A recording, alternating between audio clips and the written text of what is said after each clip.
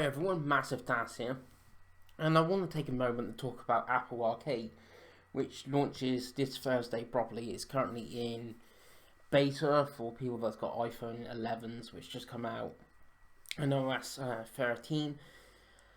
So I want to talk about this. There doesn't seem to be that much coverage of it, so I thought I would have a quick chat and talk about it, and kind of why I'm excited for it.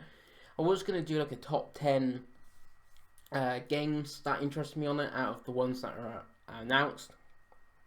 And there's actually more than the ones that are announced, because there's like 50 games at launch and sort of thing. But there's a lot of games that are like even. There's a couple of standouts, and then to pick like I can pick up like 5 standouts and then 5 that the other 5. It's hard to pick from like a good dozen titles.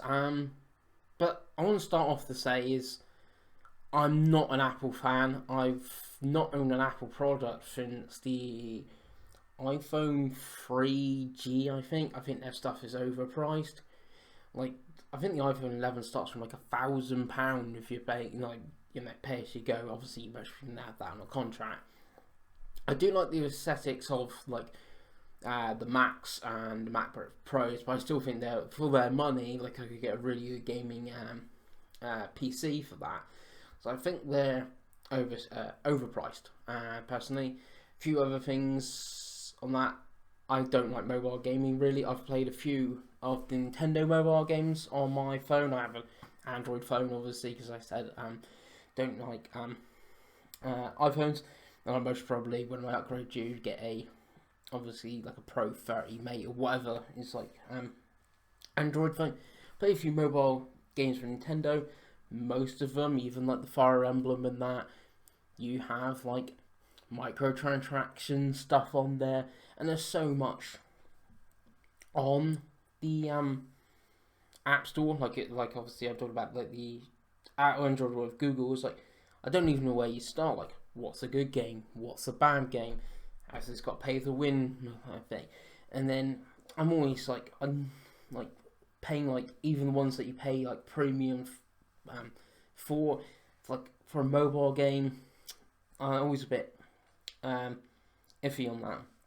So I get that out of the way. But something I do like in gaming is Xbox Game Pass. I'm recording my audio separately, so I should have a video of Xbox Game Pass going. It's Xbox Game Pass. Kind of changed how I've played.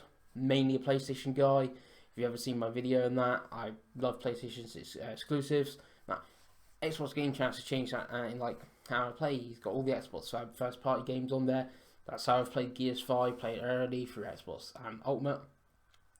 Creature in the World recently came out. Game that interested me, but definitely not one I would have bought right away. Played a bit of that. Same Blair Witch. So I'm playing titles that maybe you wouldn't have played. And even this year, it's had things like Devil May Cry 5 come to it, which I did buy when it came out. But it's made me consider like some of those sort of titles like Metro Exodus, Control. I did actually buy that. Ooh, wait till they maybe come to Game Pass. Great service. Seems sort of created.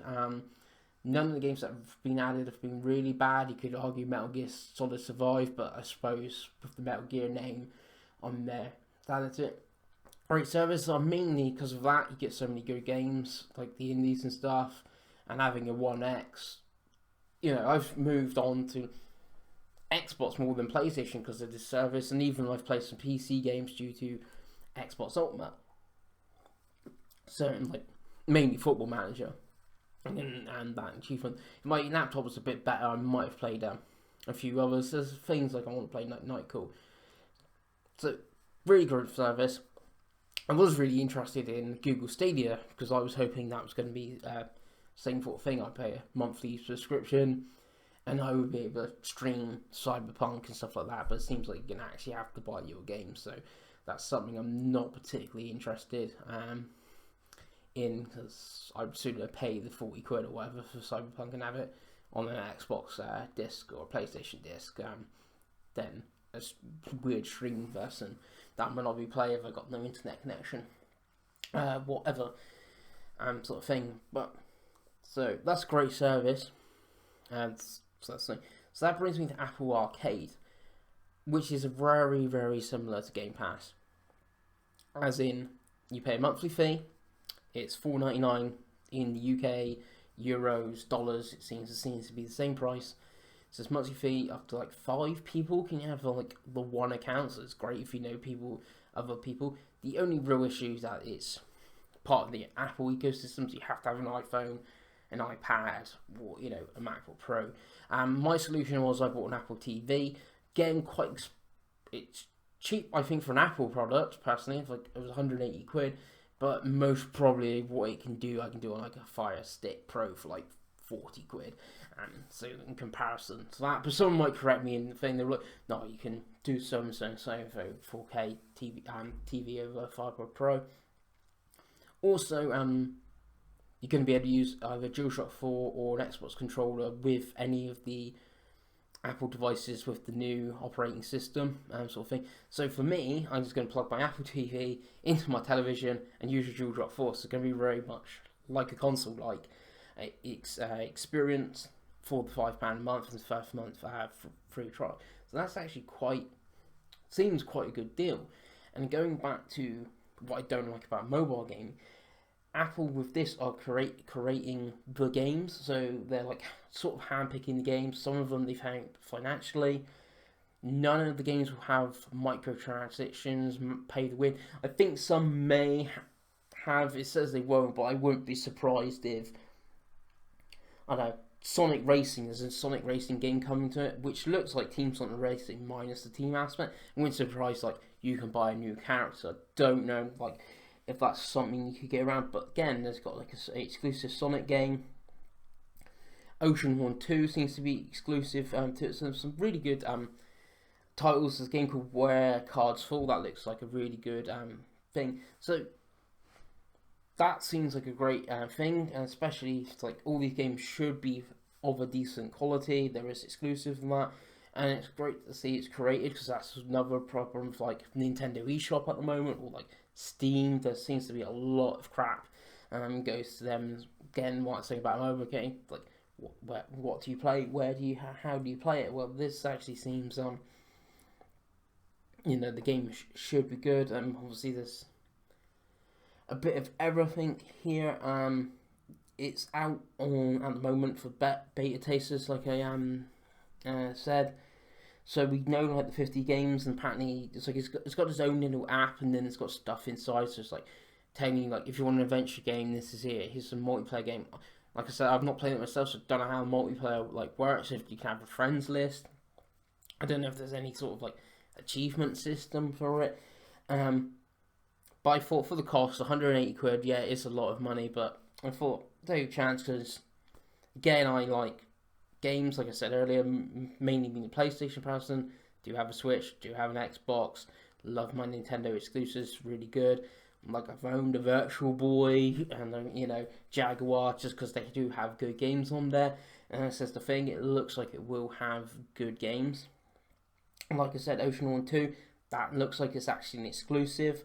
Shantae and Seven Sirens, which is the 5th one, that's now out on Apple Arcade. You got a new Frogger game, Konami. You got a game called Various Dare Life. That's a Square Enix game from the team that did Octopath Traveler and Bravely Default. You got a game called Skate City, which looks quite good. The only interesting thing with this is obviously it's supposed to work across all Apple devices.